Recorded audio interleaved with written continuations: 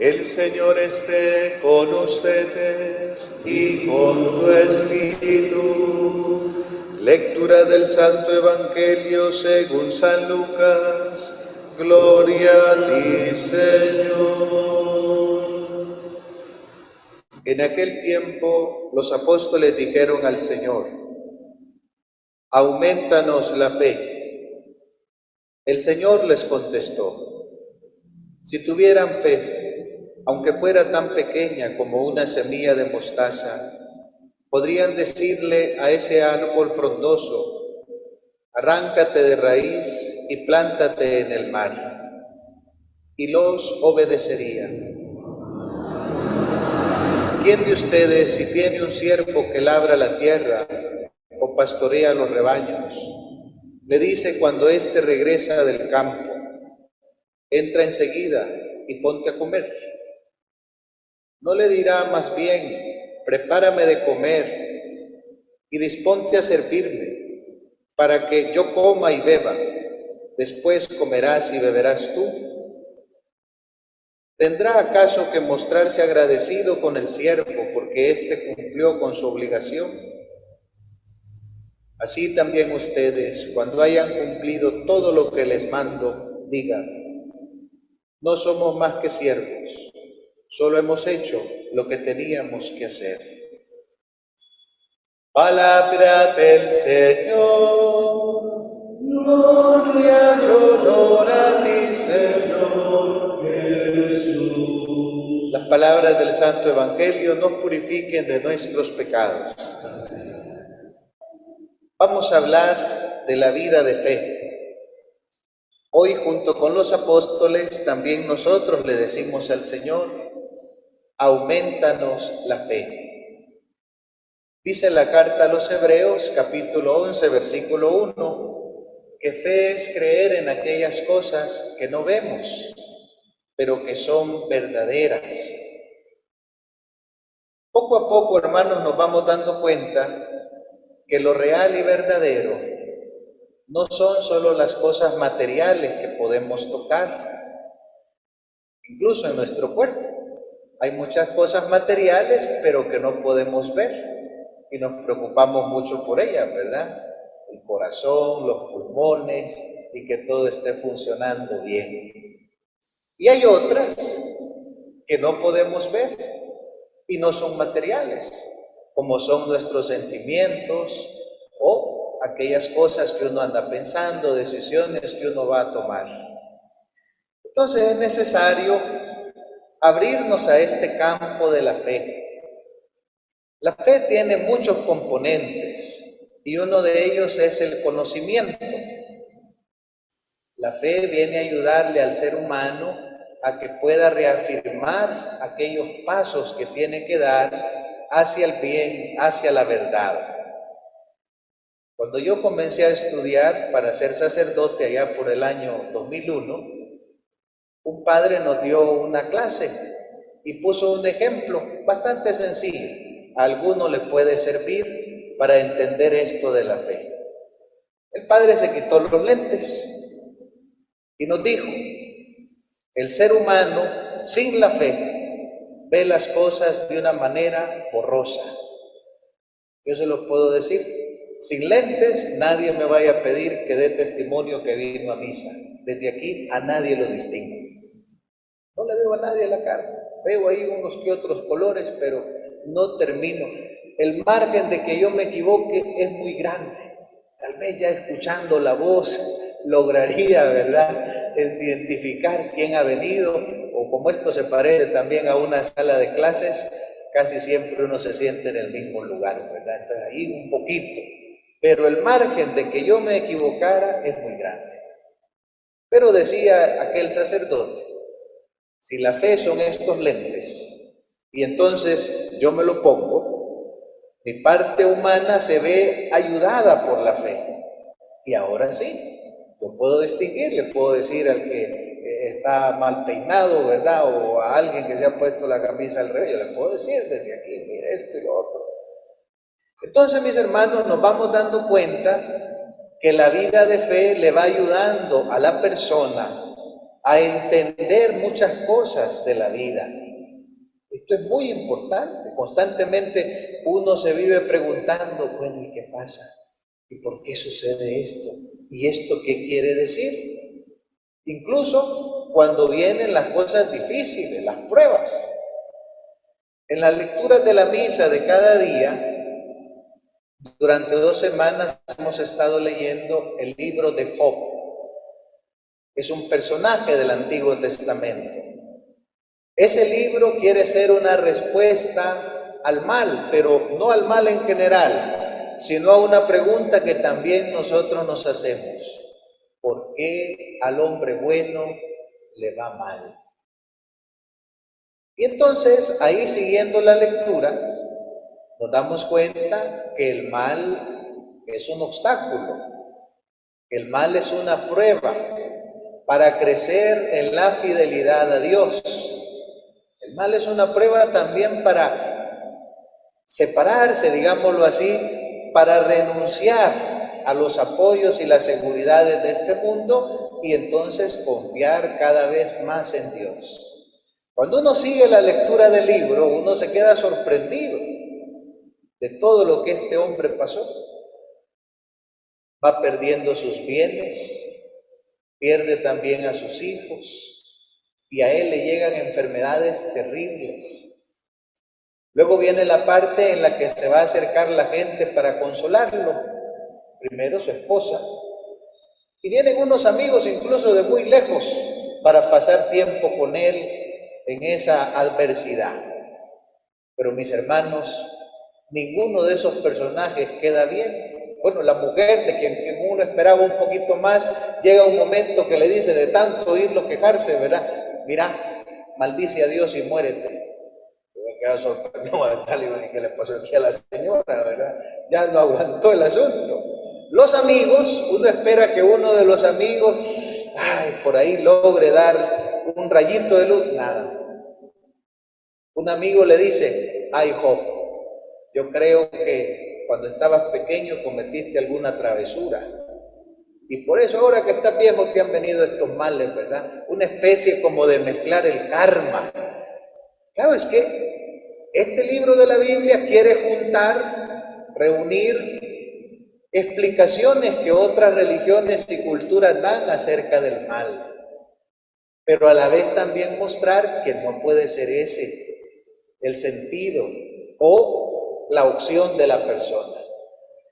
Entonces, después de que ha pasado todo eso, estamos ya por el capítulo 38, o sea, no hay que correrse, ¿verdad? No es de que uno diga, llevo 20 capítulos y esta cosa va de mal en peor. Espérese, llegué hasta el final. Job habla con Dios, noches enteras haciendo oración. Y entonces se le presenta a Dios. Más que hablar con Dios, Job escucha porque Dios viene a hablarle. Dios ha venido siguiendo cómo ha llevado él su vida. Entonces le comienza a decir Dios a Job, ¿y tú dónde estabas cuando yo le puse el límite a las aguas del mar y la tierra? ¿Y dónde estabas cuando creé las aves, cuando creé? Y Job callado, calladito. Y resulta que el Dios creador se le presenta como diciéndole, mira, esto tú no lo entiendes, pero también tiene un sentido. Entonces Job tuvo una virtud, que es la que uno va reflexionando en el libro, se mantiene fiel a Dios. Job tiene en su mente, Dios es bueno, Dios no me va a abandonar.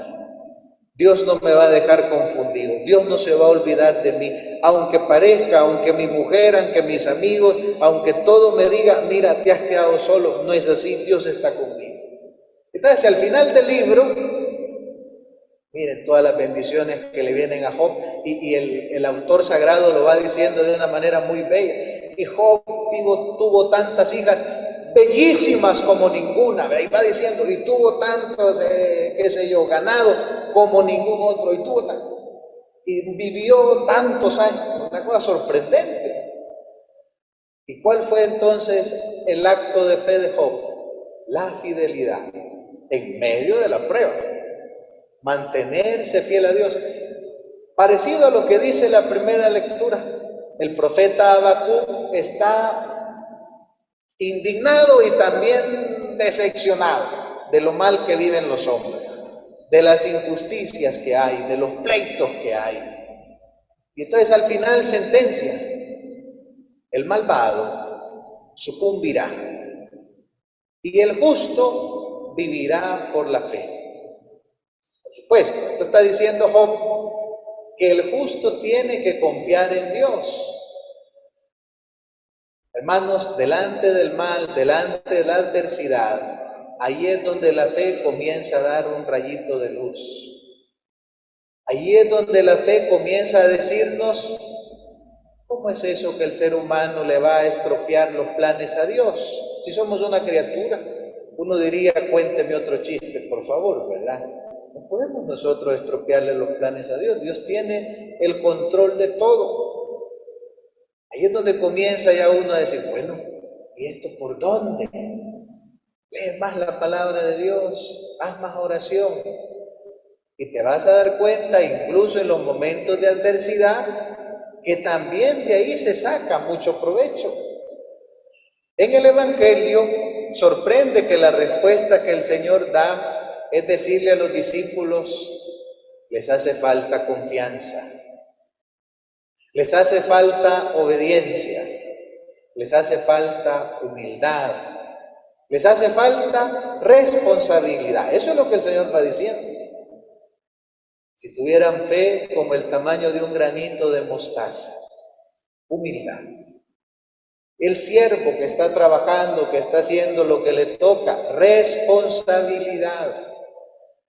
Y viene también ahí la parte de la obediencia, porque ya decíamos, la fe es un conocimiento que entonces me motiva porque yo he sido hecho para el bien, para la verdad. Entonces, si el Señor ilumina mi mente, mi conciencia, ese es el camino que tengo que seguir. Ahí es donde viene ya esa obediencia del ser humano, ¿verdad? Que dice al bien y a la verdad. Algunas veces uno puede descuidarse y pensar que la fe es que Dios me haga caso, que Dios me obedezca a mí. Entonces yo en la oración estoy como convenciendo a Dios, ¿verdad? Estoy contándole de una, de otra manera la situación que estoy viviendo, dándole argumentos de por qué lo necesito, a tal punto que tuviera yo que doblarle el brazo a Dios para que me haga un milagro. Eso no es fe. Dios lo sabe todo. Fe es que yo haga caso a lo que Dios me dice. Entonces me voy dando cuenta que fe significa que yo siga los mandamientos del Señor. Lo que dice San Pablo en la segunda lectura, le dice a su discípulo Timoteo: reaviva el don de Dios que recibiste, el bautismo, esta gracia de recibir la Santa Comunión. Constantemente el Señor nos está auxiliando. Reaviva el don que recibiste. Y luego más abajito le dice San Pablo: tienes que dar testimonio. No te avergüences de Dios, ni tampoco de mí que estoy prisionero. Una cosa muy interesante. No te avergüences de Dios, ni tampoco de tus hermanos en la fe. Pero dice también San Pablo, ¿verdad? Tienes que dar testimonio. Decíamos que este mes de octubre es también mes de las misiones. Le llamamos misión a reflexionar a esa pregunta: ¿para qué existe la iglesia? ¿Para qué dejó Jesús a la iglesia? Para que continúe su tarea, la tarea de Jesús, reconciliar a Dios con los hombres, anunciar un mensaje de amor, de misericordia, de salvación. Para eso existe la iglesia en el mundo, en la historia. Entonces, este mensaje que tiene que llegar a todos los hombres, uno se pregunta: ¿hay gente que nunca ha escuchado hablar de Dios? Puede ser el caso en nuestro alrededor. Pero lo que más abunda es gente bautizada, primera comunión, confirma, incluso hasta casada, pero que se ha enfriado. Algo pasó. Aquel padre le salió enojado, aquel padre no les ayudó en algo que le pidieron, no le gustaba cómo el padre predicaba, esto y lo otro. Algo de la institución de la iglesia lo desilusionó. O pues el caso que se lo comió el pecado, ¿verdad? Cayó en una falta, en un pecado, y comenzó a enfriarse y se alejó. Entonces, esos son carbones que están apagados. Todos tenemos experiencia de encender un fueguito, ¿verdad? Para hacer un asado. Y uno, ¿qué pone ahí? Carbón. Y comienza a encender un fueguito. Y uno va a estar soplando para que ese fuego que se encendió vaya activando al carbón. Este es el punto. La misión del cristiano es, encendidos nosotros en el amor de Dios, en la misericordia del Señor, acercarnos a esos hermanos, son nuestros. ¿Se acuerdan que hace un par de años salía un anuncio que era una manera de llamar a los católicos, ¿verdad? Y decía, bienvenido a casa, somos católicos como tú, ¿verdad? Entonces salía el anuncio y hablaba de las obras de caridad y de lo que hacemos a lo largo del año. Pues ahí tenemos una misión muy grande, mis hermanos. Puede ser alguien de tu familia, puede ser un amigo, algún contacto de las redes sociales, un compañero de trabajo, un carbón apagado. Tengo que ver cómo lo enciendo. No estoy diciendo convencer a nadie. Tengo que ver cómo le recuerdo, mira, Dios te ama. Si no te pareció aquel sacerdote, busca otra iglesia. Busca otra iglesia. Mira, pero Dios te ama. No dejes de vivir sin el amor de Dios. No dejes de vivir sin el perdón. No dejes de revivir sin recibir la Santa Comunión. Dios te ama. Dale otra oportunidad a Dios. Queridos hermanos, en esa tarea nos acompaña nuestra Madre Santísima, la Virgen María. Por eso el Santo Rosario es como soplar sobre esas brasas. Cada vez que rezamos un Ave María, que rezamos un rosario, hay que tener eso en mente, ¿verdad? Nuestra Madre, la Virgen María, está soplando sobre estas brasas para que estén encendidas y también vayan contagiando a otras en esa vivencia de la fe, en esa vivencia religiosa que tanto necesitamos. Pidámosle eso, pues, hermanos, al Señor, y que este mes de octubre nos dé la gracia de reavivar el don que Dios nos ha dado. Se ponen de pie, vamos a profesar nuestra fe.